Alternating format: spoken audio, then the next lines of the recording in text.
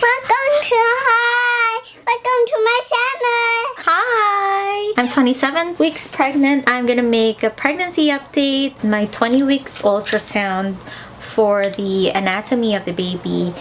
I was diagnosed with a low-lying placenta. I'm hoping that the low-lying placenta fixed itself so I wouldn't have to go through a C-section, because I would rather do a vaginal birth than a C-section. Knowing that I have a toddler, I know it's going to be hard if it's just gonna be me and her and the baby once the baby's born. Also, together with that low-lying placenta, I've been having spotting. Not really active bleeding, but only when I pee and then I wipe, that's when I see blood, but it's not really a lot. And the doctor said that if I'm bleeding, then it's bad, especially if it's like a heavy bleed, then I'm gonna have to go to the hospital and get hospitalized. Thank God. After my 24-week OB appointment, that stopped. Today was my OB appointment, 27 weeks OB appointment, and I had my glucose test. Gosh, that glucose test is the worst ever. It's an hour test. Before the hour mark, I felt really dizzy that it felt like I was gonna pass out. Like, I was sweating so bad and I don't know what to do. I was sitting at the OB a while ago and there's a lot of people, and Kalea was running around outside with Kevin, so I had no one to lean on to. I was just sitting there. I was sweating. It felt like I was gonna die. I don't know how to explain it, but it was really bad. It was like 20 minutes before the hour mark, and I had that episode for like 15 minutes, I think.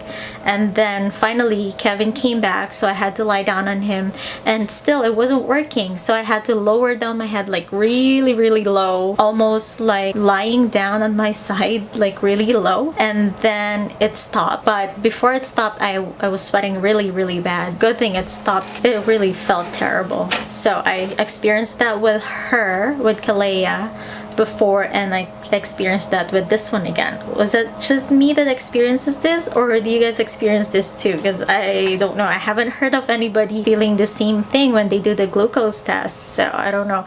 And I asked the OB why I felt like that, and she just laughed, and she was just like, oh, it's just the sugar thing. Obviously checked the baby's heartbeat. The baby's heartbeat was fine, and then I had to stay a little bit longer. The doctor asked me for a midstream urine sample, and when they told me about that, I didn't need to pee, so we stayed there for another hour until I had to go pee so I can give them their urine. The appointment today was supposed to be at 8:30, and we got home at around 12. So it's like it took 3 hours for that, which is no surprise actually with the OB that we have, because it's usually like that. You get booked for an appointment and then you end up staying there for like 2 or 3 hours max, or 2 or 3 hours max. And the baby has been moving a lot lately. I've noticed that she's more awake in the late afternoon, and then in the evening when it's already bedtime, like around 10, that's when she moves a lot. At dawn, maybe around 4 or 5 in the morning. On my 12-week OB appointment, which was my first appointment with the OB for this pregnancy, I was weighing 57 kilos. Then on the second appointment, I was weighing 51 kilos, and the third appointment I was weighing 54, and this appointment I was weighing 55 and a half. So that's around 121 pounds, and I feel so big and heavy. There's not actually that much to update because I don't really document things about this pregnancy. I just want to make an update anyway. Do I wear maternity clothes? I wear maternity shorts because it's really hot and humid right now here in Canada. But as for the tops, no, I just use my usual clothes, the stretchy ones, like the stretchy tank top. I didn't buy any maternity clothing other than the shorts actually. Sleep, I haven't been getting enough sleep because first things first, I couldn't sleep at night. We go to bed usually at 9:30 when it's already dark, because Kalea wouldn't want to sleep when it's still sunny outside. So we go to sleep at around 9:30 to 10, and before we turn off the lights, I would usually feel really sleepy and all that, but when I'm already lying down, that's when the baby starts moving around and everything like that, and then I couldn't sleep anymore.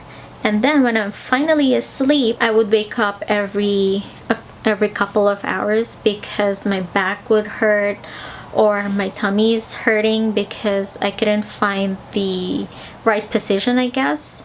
I don't know, when I go to my right side, it's harder to breathe. No, when I'm lying on my side, it's harder for me to breathe and my tummy feels heavy.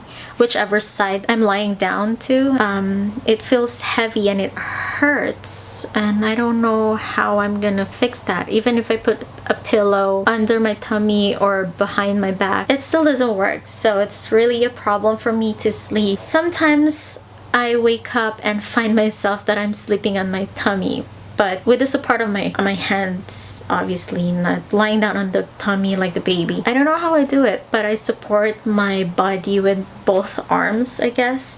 And then that feels even more comfier when I sleep on my tummy or on my back. But I know that sleeping on your back when you're pregnant, when your uterus is growing, is not ideal. That's why I try to sleep on my sides. But when it's not as comfortable as it is anymore, that's when I lie down on my back or a little bit on the tummy. Movements of the baby, I would always feel like kicks or punches. My tummy would wiggle, obviously, and I can feel it on top of my tummy, or sometimes I would feel it down really low, like low on the abdomen. So I'm not sure how the baby's positioning is. Sometimes I would feel it on both left and right side. Like I would feel kicks or punches on the upper right and on the lower left at the same time. So could it be punches on the right and then kicks on the left? I don't know. And I can already feel when it's moving. Like you can already see the movements on the tummy when the baby is moving. Do I still have any cravings? No more cravings. I can eat whatever now, like I'm normal. And yeah, so Braxton Hicks, usually in the late afternoon before dinner, that's when I feel it. And it's not usually painful. You just really feel the tightening of the uterus, and it's usually hard for me to breathe when I'm having Braxton Hicks contractions. But also there was this one time when I was having lower abdominal cramps the whole day. So I'm not sure if that was Braxton Hicks or it was something else, but it was just this one whole day where I was feeling it down low there, like in my lower abdomen, and it was painful the whole day and it wouldn't go away no matter what I do. I eat, I drink water, I lie down, I sit down, I walk. Nothing helps. So I'm not sure what that is. And I forgot to ask the OB about that a while ago. I have an ultrasound in 2 weeks' time to check if my placenta already moved. No stretch marks yet. No additional stretch marks because I had stretch marks with Kalea. So just to end the update, I'm just going to show you guys the tummy. Okay, so that's how it looks like at the front. And my belly button is starting to pop out. And this is how big it is on the side. I think I covered everything, and that's everything for this video. Thanks, bye! Today I am 27 weeks pregnant. And I'm 3 too. And she's 3, yes. Yeah, my turn now. And so we're going to make a video watching time. Okay. So we're going to make a video watching time. What's a video watching time, Mommy?